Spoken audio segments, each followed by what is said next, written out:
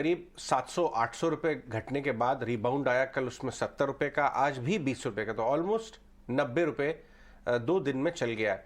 Long position कुछ आपने बताया था होल्ड करके चलनी है इसमें, कल हमने नोटिस करवाया था कि पिटा हुआ स्टॉक है, लेना चाहिए। अभी अच्छा खासा मुनाफा हो रहा है, थोड़ा ले लें मुनाफा या होल्ड करें, आधा आधा ले लें, आधा ट्रेल करें? So Ajay, the latter is always a better strategy. जब मार्केट में स्टॉक आपके फेवर में चल रहा हो तो बिल्कुल उसे राइड करिए। तो स्ट्रैटेजी के पर्सपेक्टिव से बिल्कुल दैट्स अ राइट स्ट्रैटेजी कि अगर आप मल्टीपल लॉट्स पे ट्रेड कर रहे हैं या आपके पास क्वांटिटी है जिसको आप स्प्लिट कर सकें, तो आधा आप बुक कर लीजिए, आधा लेके चलें। बुक करने का कारण भी ये है कि स्टॉक जो अपने कंटिन्यूस डाउन ट्रेंड में चल रहा है, सो अभी भी अपने 20 डे मूविंग एवरेज के नीचे है। जब तक इसको क्रॉस नहीं करता तब तक इसमें ट्रेंड टर्न अराउंड हो पाना या कहना कि ट्रेंड टर्न अराउंड हो गया है, ये थोड़ा सा अर्ली रहेगा। 2320 के लेवल्स हैं जहां पे इसका 20 डे मूविंग एवरेज बन रहा है। सो इसके ऊपर शायद हम कह सकते हैं कि एक बार के लिए ट्रेंड टर्न अराउंड हो गया है। और जो आधी क्वांटिटी हम होल्ड कर रहे हैं उसका कारण यह है कि अब अच्छा खासा बेस बना गया। 2200 के आसपास के इसने जो लो बनाया है वहां से 80-90 पॉइंट ऑलरेडी चल चुका है। अगर थोड़ा सा और मार्केट से सपोर्ट मिलता है, शॉर्ट कवरिंग ट्रिगर आता है, सो आई वोंट बी सरप्राइज कि जो चीज हम 20 डे मूविंग एवरेज की बात कर रहे हैं ये इजीली टेकआउट हो जाए। तो बिल्कुल जो अभी मोमेंटम इसमें शुरू हुआ है इसको राइड करें।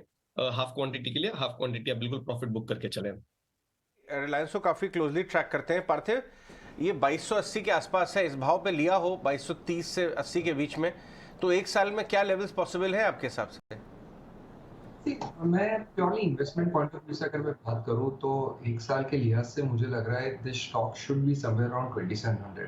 और जिस तरह का आई थिंक उनके अलग अलग बिजनेस में मोमेंटम है, हमें लग रहा है कि सेकेंड हाफ तक इवन जो O2C बिजनेस है वहां से भी हम लोग पिकअप देखेंगे। नो डाउट पेट्रोकेम बिजनेस काफी टाइम से डिप्रेस्ड रहा है और वहां पे जो ROCs है वो रिलेटिवली कम रहे हैं, लेकिन definitely I think refining business में से अभी स्लोली ग्रेजुअली स्टेबिलिटी आ रही है और उनके पास बहुत अच्छा बैकवर्ड इंटीग्रेटेड फीड स्टॉक वाला मॉडल है, तो जिसके वजह से O2C should do well in the second half.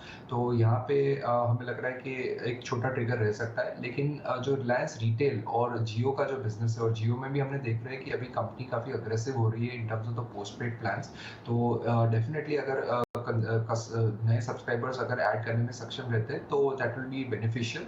तो आई थिंक मुझे लग रहा है कि अभी एक सेंटिमेंटल वीकनेस रही है रिलायंस में और काफ़ी इंस्टीट्यूशन सेलिंग भी रही है।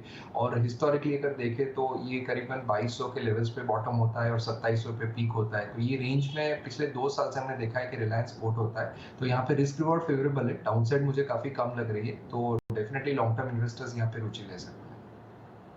अपना नजरिया आप दे रहे हैं, थैंक्स फॉर दैट। कोई डिस्क्लोजर हमारे साथ शेयर करना चाहेंगे? सेफ टू अज्यूम ये शो पे हमने काफी स्टॉक्स डिस्क्लोज किए हैं इन टर्म्स ऑफ जो पोजीशंस है। तो रिलायंस जैसे स्टॉक हमारे लॉन्ग टर्म इन्वेस्टमेंट पोर्टफोलियो में है, कोटक महिंद्रा बैंक भी हमारे और हमारे क्लाइंट्स के लॉन्ग टर्म इन्वेस्टमेंट पोर्टफोलियो में है। अन्य कोई भी स्टॉक जो हमने डिस्कस किया हमारे पोर्टफोलियो में नहीं है। और सब व्यूअर्स को यही सलाह रहेगी कि अपने फाइनेंशियल एडवाइजर्स की सलाह लेके ही काम करें। पार्थिव, शुक्रिया हमारे साथ जुड़ने के लिए और अपनी एनालिसिस हमारे साथ शेयर करने के लिए।